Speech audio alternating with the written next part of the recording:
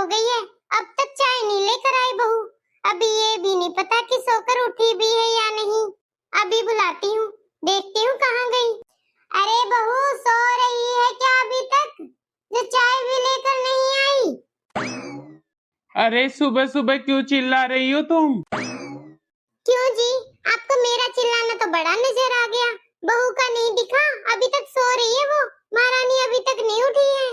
तो क्या हुआ, बहू सो रही है तो तुझे भी पता है बहू माँ बनने वाली है। अभी डॉक्टर ने भी बोला था थोड़ा आराम करेगी तो सही रहेगा उसके लिए। और नहीं तो क्या, हमने क्या कभी बच्चे पैदा किए थे? अरे वाह, आजकल की बहू जितनी तो फैसिलिटी भी नहीं थी हमारे जमाने में। आई बहू की बड़ी तरफदारी करने। अरे जब मैं माँ बनने वाली थी, जब कहाँ गए थे आपके ये विचार? अब तेरे पास 2 घड़ी बैठ जाऊं तो तेरी यही बातें शुरू हो जाती है। अरे तेरा ही पिछला रोना खत्म नहीं होता।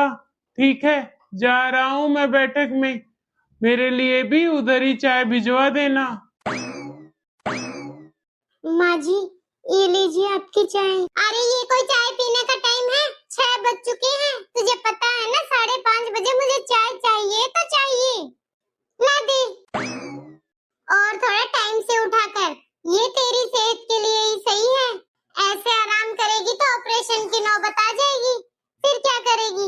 बैठी रहना चारपाई में कुछ महीने।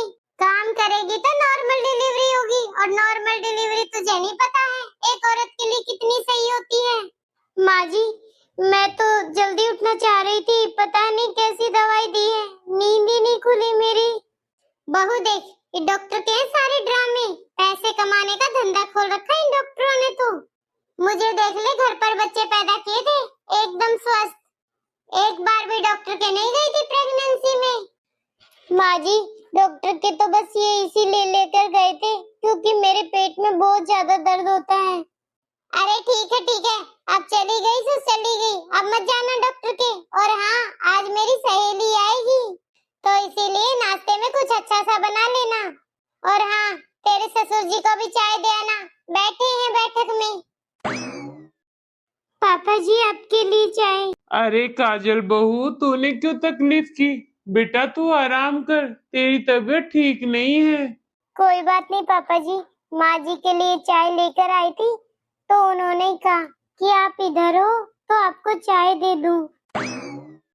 एक बात कहूँ बहू, थोड़ा आराम कर लिया कर, वरना तेरी सास तुझे बैठने भी नहीं देगी। बस पापा जी। हाँ पापा जी, जो डॉक्टर ने दवाई दी है वो लेती हूँ और आराम भी कर लेती हूँ थोड़ी देर। अरे बिमला दीदी, सही रहा तुम आ गई। कितना मिलने का मन हो रहा था तुमसे। हाँ आऊंगी, क्यों नहीं। सुना है तेरी बहू माँ बनने वाली है, तो सोचा जाकर बधाई तो दे दूं मेरी सहेली को। हाँ बस, खुशखबरी तो सुना ही है बहू ने। अब देखो सही सलामत हो जाए बस बच्चा। यही सोच रही हूँ, बस पोता हो जाए, फिर देखना मैं कितनी बड़ी पार्टी करूंगी और कितना झूम झूम कर नाचूंगी। अरे भाई, पोता और पोती तो भगवान की देन है ना जीजी। भगवान की देन भले ही हो, लेकिन पोते की तो बात ही अलग होती है।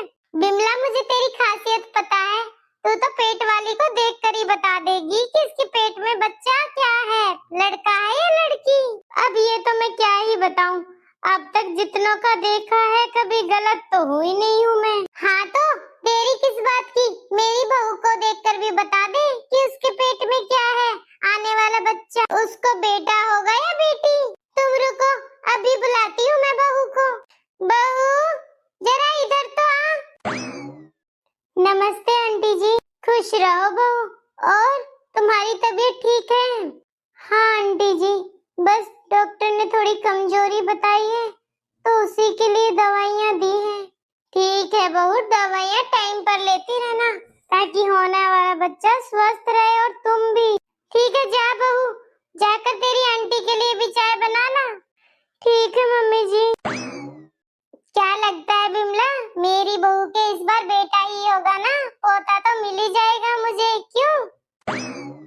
अरे क्या हुआ, तुम्हारा मुंह क्यों उतर गया? अरे मुंह नहीं उतरा है, बस तुम्हारी खुशी देखकर थोड़ा दुख हो रहा है। ये सोच रही हूँ कि तुम कितनी पोते के लिए खुश हो, लेकिन बहू को देखकर लगता नहीं है मुझे कि उसको बेटा होगा।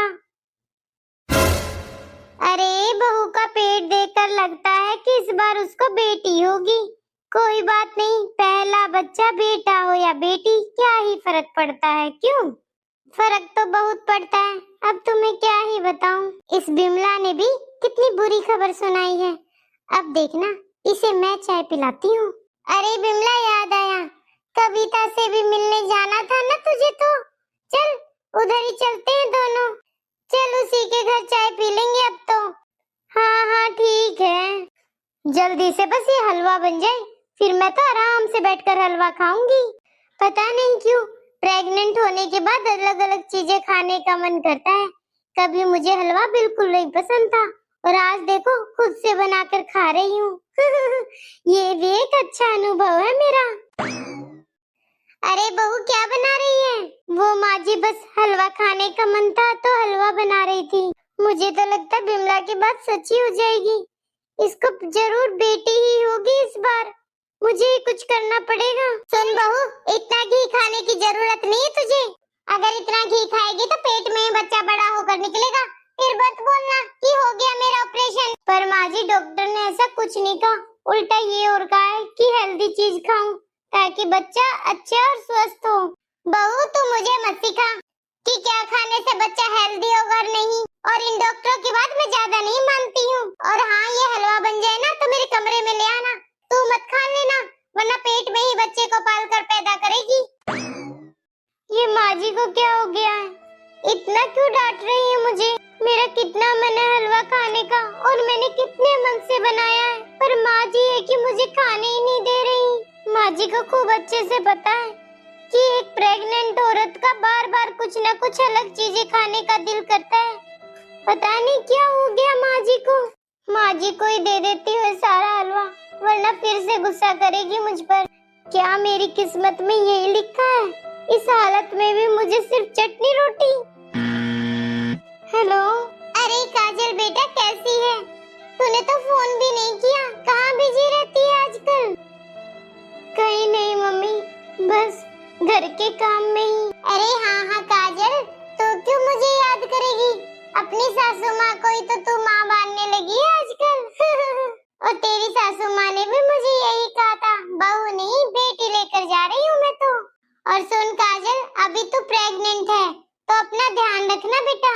समय पर खाना खाना और ज्यादा काम मत करना, और भारी सामान तो बिल्कुल भी मत उठाना। देख बेटा, हमारा जमाना और था, अलग खान पान था, अलग रहन सहन था, इसीलिए अपना ध्यान रखना अच्छे से। ठीक है मम्मी, मैं आपको बाद में फोन करूंगी। काश मम्मी आज आप मेरे पास होती। सासू माँ जब मुझे देखने गई थी, कितने प्यार से बोला था कि मैं बहू नहीं बेटी लेके जा रही हूँ, पर शादी के बाद एक दिन भी बेटी जैसा प्यार नहीं दिया। और देखो, अगर बेटी हूँ तो थाली में बस चटनी रोटी। अब मैं मेरी मम्मी को ये सब बताऊंगी तो सुनकर कितना बुरा लगेगा उसे। काजल बहू, काजल बहू, आए माँ जी। कितने सपने देखे थे मैंने कि मेरे पोता होगा तो मैं ये करूंगी वो करूंगी, लेकिन इस बहू ने तो मेरे सारे सपनों पर पानी फेर दिया। अब पोती होगी, बताओ, समाज में तो मेरी नाक ही कट जाएगी।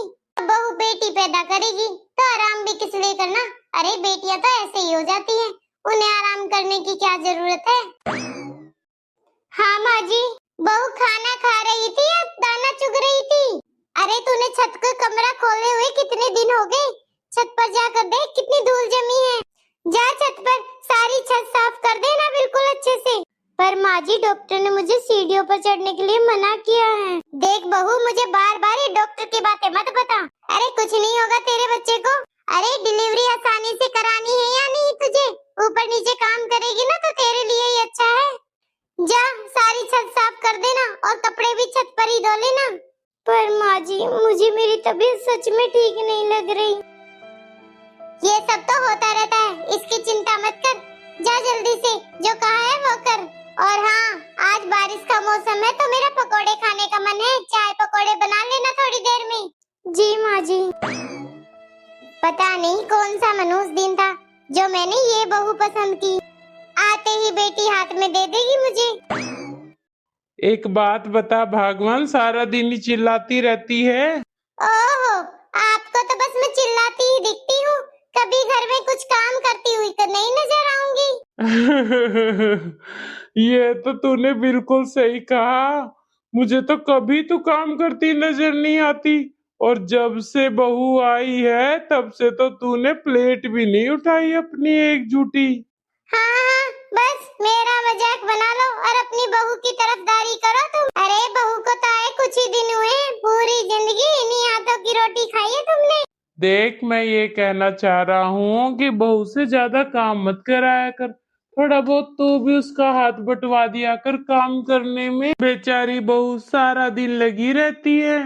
अरे कोई बेचारी बेचारी नहीं है तुम्हारी बहू।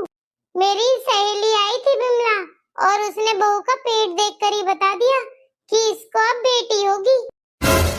अरे तुम्हारी सहेली कोई डॉक्टर है क्या, जो पेट देख के ही बता देगी कि बेटा होगा या बेटी? क्यों नहीं बता सकती?